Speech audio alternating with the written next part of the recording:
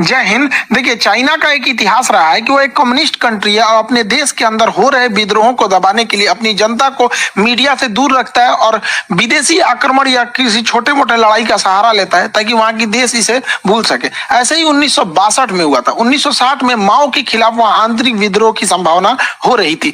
माओ ने इसका फायदा उठाते हुए 62 की लड़ाई थोप दी भारत के ऊपर और अक्साई चीन का एरिया कब्जा कर लिया। उसी समय इसने ताइवान के इसे क्या नाम है, अरुणाचल प्रदेश को अपना दक्षिणी तिब्बत कहता था। ऐसा नेहरू के समय हुआ था। अब ये यहाँ पर सी जिनपिंग जो है, इसके समय भी बहुत तेजी से विरोध हो रहा है। चाइना में सी जिनपिंग के खिलाफ बहुत तेजी से बगावत हो रही है। इसने भी वही सहारा लिया जनता का ध्यान भटकाने के लिए। इसने भी भारत से लड़ाई थोपने के लिए कई बार अक्सर उत्साह वाले काम किए हैं। अभी हाल में इसने तवांग में घुस गया। अरुणाचल प्रदेश का जगह है तवांग घाटी। तवांग में जहाँ बोमडीला दर्रा भी है, तवांग जिला में है, वहां पे चाइनीज सैनिक ऊपर आने लगे भारतीय पोस्ट पर। भारतीय सैनिकों ने डंडा मार के कपार फाड़ दिया सब चाइनीज सबका। एक भी भारतीय को किसी भी तरह की गंभीर चोट नहीं आई है, ना ही कोई भारतीय सैनिक शहीद हुआ है। ये हमारे रक्षा मंत्री का खुद का संसद में दिया हुआ स्टेटमेंट था। और वहीं चाइनीज मीडिया इस पर एकदम चुप है। जब चाइनीज पिटाते हैं सब ना तो एकदम चुप हो जाते हैं। आपको याद होगा जून 2020 पिटाया था, 6 महीना बाद बोला था कि हाँ हम लोग पिटा गए। उस इतनी होता है, ऐसा आके भाज रहा था सब, मार यहाँ पे लाठी लाठी का पार फाड़ दिया सब चाइनीज सबका। चाइना वहां से भाग निकला और अभी चाइना कुछ नहीं बोल रहा है। अपनी जनता का ध्यान भटकाने के लिए ये कभी ताइवान के ऊपर अटैक करता है, कभी भारत की ओर। अभी इसके जो फाइटर जहाज थे सब, वो कई बार उत्तराखंड के पास में मंडराने लगे सब। उत्तराखंड के पास मंडराने के भी कई रीजन है। उत्तराखंड में अभी भारत और अमेरिका की सेना यहाँ बहुत करीब नंदा देवी पर्वत के पास आकर चाइना के पास युद्धाभ्यास की। इसीलिए वो अपने ड्रोन को, और उसने सबसे बड़ा जो बमवर्षक जहाज बनाया S-20 ये बमवर्षक जहाजों को भारत के सीमा के पास उड़ाते रहता है। तो भारतीय सेना भी अपनी वायु से एयरफोर्स को तुरंत एक्टिवेट कर देती है और एयरफोर्स भी ऊपर से जाके वार्निंग देने लगती है कि अगर इधर की ओर आओगे तो तुम्हारा भी इलाज कर दिया जाएगा बढ़िया से। चाइना को पता चल गया है कि भारत की अब विदेश नीति जो है काफी एग्रेसिव हो गई और ये होना भी चाहिए। हमें अपने दुश्मनों को पहचानने में क्षणिक भी देर नहीं करनी चाहिए। इंडियन एयरफोर्स अब काफी तेजी से चाइना का मुकाबला करने लगती है। चाइना के साथ समस्या ये है कि यहाँ पे तिब्बत है। तिब्बत का पठार इतना ऊंचा है कि यहाँ पे कितना भी बेहतरीन जहाज दे दीजिए, कितना भी बेहतरीन जहाज, वो अपने फुल कैपेसिटी से नहीं उड़ सकता है क्योंकि तिब्बत के ऊपर ऑक्सीजन की मात्रा बहुत कम होती है और किसी भी जहाज हो गया उसमें ईंधन जलने के लिए ऑक्सीजन की जरूरत ज्यादा होती है। तो यहाँ कितना भी बढ़िया जहाज रहेगा, यहाँ से यहाँ आने में अपनी पूरी पावर नहीं लगा सकता है। जबकि भारत का जहाज तो इधर ही रखा हुआ है यहाँ पर, इसके लिए ज्यादा उधर नहीं है, इसी को ज्यादा दिक्कत आता है। आपको पता होगा तिब्बत और हिमालय के ऊपर से कोई कमर्शियल जहाज जाते भी नहीं है सब यहाँ पे। तो इंडियन एयरफोर्स काफी एग्रेसिव में इसमें आगे बढ़ रही है। लेकिन चाइना इसे अन्य जगहों से घेरना चाह रहा है। पाकिस्तान के सहारे घेरना चाह रहा है, इधर मलक्का के सहारे, इधर तंजानिया के सहारे, तंजानिया से साथ इधर से मलक्का को इधर से, और ऐसे चारों ओर से चाइना भारत को घेरना चाह रहा है। हालांकि भारत भी इससे अब काउंटर अटैक के मूड में आ गया। भारत अपने वायुसेना की ताकत को लगातार बढ़ा रहा है। एयर बेसेस को भारत बढ़ाया जा रहा है। अभी गुजरात में दिशा एयरबेस का शिलान्यास किया गया। यह एयरबेस बहुत जरूरी था। दिशा एयरबेस कहाँ है उससे पहले आपको पाकिस्तान के एयरबेस का आइडिया होना चाहिए। पाकिस्तान का इधर का एरिया है बलूचिस्तान, इधर उसके दुश्मन कम है अफगानिस्तान है, तो उसमें अफगानिस्तान के पास कोई उतना टेक्नोलॉजी ही नहीं है और उसका ज्यादातर एयरबेस अगर आप देखेंगे तो ये भारत की ओर मिलेगा। ये उसने पाक ऑक्युपाइड कश्मीर है, POK पे कब्जा कर लिया है यहाँ पे। अब यहाँ अगर आप ध्यान देंगे तो ये पाकिस्तान के बहुत सारे एयरबेस है, जिसमें एक तो यहाँ शहबाज एयरबेस इसका बहुत प्रसिद्ध है। यहाँ F-16 जहाजें रहती हैं। शहबाज एयरबेस, सुकूर एयरबेस, यहाँ पर मीरपुर एयरबेस, ये 3 एयरबेस पाकिस्तान के बहुत ही फ्रंट लाइन की एयरबेस है भारत को आगे की ओर काउंटर करने के लिए। और एक कश्मीर के पास में आया स्कार्दू एयरबेस। ये एग्जाम में क्वेश्चन पूछते हो भैया स्कार्दू एयरबेस कहाँ, POK में ही है स्कार्दू। तो कुछ जगह जो है ना करंट में जब फेमस हो जाते हैं तो उससे कुछ क्वेश्चन पूछता है, इसलिए याद रखने आता है। तो यहाँ मीरपुर एयरबेस, सुकूर एयरबेस और यहाँ शहबाज एयरबेस, यहाँ पर इन एयरबेस से भारत में अंदर तक हमला किया जा सकता था। इसको काउंटर करने के लिए जोधपुर में फलोड़ी एयरबेस था, गुजरात के कच्छ में नलिया एयरबेस था। तो ये यहाँ से इसे काउंटर किया जा सकता था, लेकिन अभी पीएम मोदी ने यहाँ पर एक दीसा एयरबेस का उद्घाटन किया। दीसा एयरबेस जो है अब यहाँ से और अंदर तक काउंटर अटैक किया जा सकता है।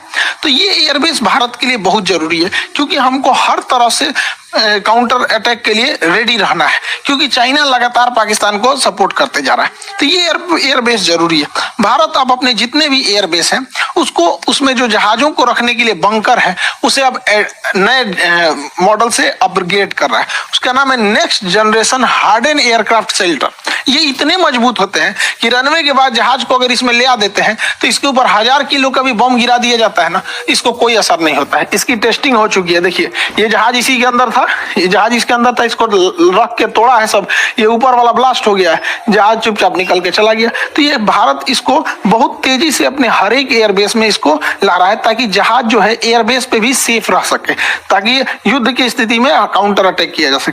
भारत इसको बहुत भली भांति से समझ गया है कि अब हम लोगों को एग्रेसिवली आगे बढ़ना पड़ेगा, क्योंकि चाइना लगातार हमें घेरते आ रहा है। इसलिए भारत ने अपने ये तो हो गया अफगानिस्तान के लोगों को भारत से बहुत लगाव रहता है। तो भारत में रिलेशन अच्छा है, लेकिन पीओके कब्जा करने की वजह से डायरेक्ट कनेक्शन नहीं है। यहाँ पर है आपका तजाकिस्तान। ये ताजिकिस्तान जो जगह है, यहाँ पर भारत 2 एयरबेस ले रखा है। यहाँ से हम चाइना के लिए भी काउंटर अटैक कर सकते हैं, यहाँ से पाकिस्तान के डीप एरिया में भी काउंटर अटैक कर सकते हैं। 2 एयरबेस है यहाँ पर, एक का नाम है आइनी एयरबेस और एक का नाम है फारकोर एयरबेस। तो ये दोनों एयरबेस ताजिकिस्तान में, फारकोर और एनी एयरबेस, इससे हम लोग चाइना के एरिया में काउंटर अटैक और पाकिस्तान में कर सकते हैं। ये सबसे ज्यादा काम कब करेगा?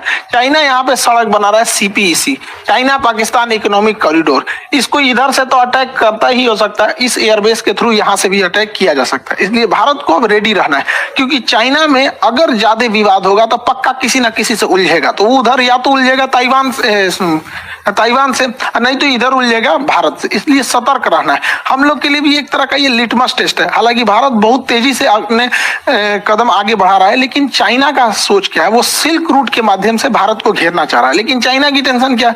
वो मलक्का के पास से यहाँ से भारत को, ये उसके लिए सबसे बड़ी समस्या है, क्योंकि मलक्का के पास भारत बहुत स्ट्रांग है।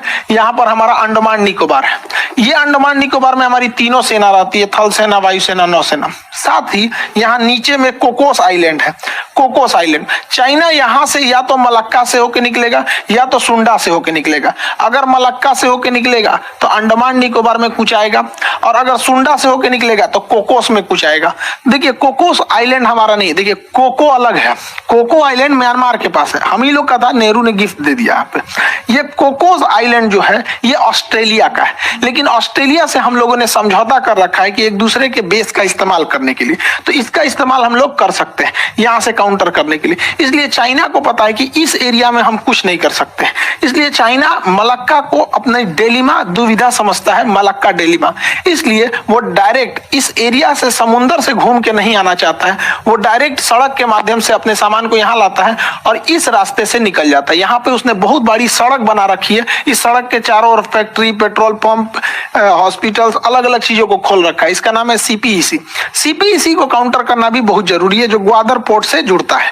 यहाँ पर सीपीईसी के लिए यहाँ पर हमको एनी एयरबेस और फारखोर एयरबेस यहाँ से काउंटर कर देंगे, और यहाँ ईरान का चाबहार बंदरगाह हम इसे काउंटर करके आइसोलेट कर सकते हैं। इसलिए रेडी रहने के लिए जरूरी है। हालांकि भारत के पास इसके अलावा भी बहुत सारी संभावना है। यहाँ पर चाइना इतना तेजी से एक्सपांड किया कि अफ्रीका का देश है जिबूती में इसने अपना एक सैन्य अड्डा ले लिया। अब जिबूती समुद्र का इतना पतला रास्ता है कि अगर यहाँ स्वेज नहर से कोई भी जहाज यूरोप से आएगी तो उसे जिबूती से जाना ही पड़ेगा, और जिबूती पे उसने एक भाड़े पे सैन्य अड्डा ले लिया यहाँ पे। लेकिन अच्छी बात यह है कि जहाँ इसने सैन्य अड्डा लिया है वहां से थोड़ी ही दूरी पर फ्रांस का भी सैन्य अड्डा है, और हमारा और फ्रांस का समझौता है कि हम एक दूसरे के सैन्य अड्डे का इस्तेमाल कर सकते हैं। तो यहाँ ही पैसा दे के सैन्य अड्डा ले रहा है भारत, वहां ऐसे ही पहुंच सकता है।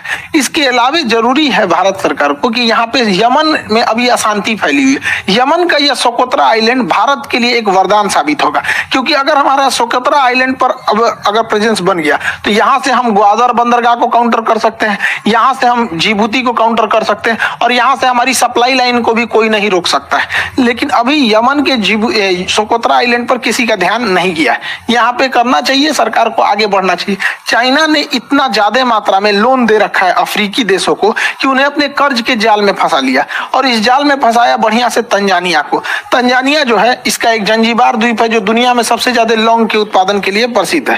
तंजानिया के सभी समुद्री तटों को चाइना मांग रहा है कि हमको दे दो लीज पे, ये सारे समुद्र तट पे हम अपने बंदरगाह बनाएंगे। और आपको पता है कि चाइना अगर बंदरगाह बना दिया तो वहां अपनी पनडुब्बी नौसेना की जहाजों को लाएगा। हम लोगों की लाख कोशिशों के बावजूद चाइना का जहाज यहाँ पर अपना लंगर डाल ही दिया। इसलिए इसे काउंटर करने के लिए भी भारत के पास कई सारे द्वीप हैं। सेशेल्स का द्वीप एजम्पशन आइलैंड जिस पे भारत अपना मतलब बेस बनाने वाला है, सेशेल्स में यहाँ पर है। मॉरिशस में एग्लीगा द्वीप है। ये दोनों द्वीप यहाँ से काउंटर अटैक के लिए यहाँ पर अवेलेबल हो सकते हैं। तो कहने का सेंस ये है कि भारत को पहले से अब रेडी रहना चाहिए, क्योंकि चाइना में जहां उथल पुथल होगा तो शी जिनपिंग अपने देश की जनता का ध्यान अपनी ओर से हटाने के लिए वो कि या तो ताइवान की ओर हमला करेगा या तो फिर भारत की ओर। हालांकि भारत की ओर करेगा नहीं, अब उसको पता है कि 62 नहीं रह गया, यहाँ पे आदमी दौड़ा के मारेगा उसको। हालांकि युद्ध में अब अगर देखेंगे तो वर्तमान परिदृश्य में कई सारी चीजें चेंज हो गए हैं। यूक्रेन युद्ध में ड्रोन ने पूरी तरह से कंप्लीट सिनेरियो को ही चेंज कर दिया। तुर्की जैसा देश ड्रोन के मामले में, ईरान जैसे देश ड्रोन के मामले में बहुत तेजी से आगे बढ़े हैं। तुर्की का कौन सा ड्रोन यूक्रेन में तबाही मचाया और रूस जैसे शक्तिशाली देश को ईरान से क्यों ड्रोन मंगाने पड़े, इसे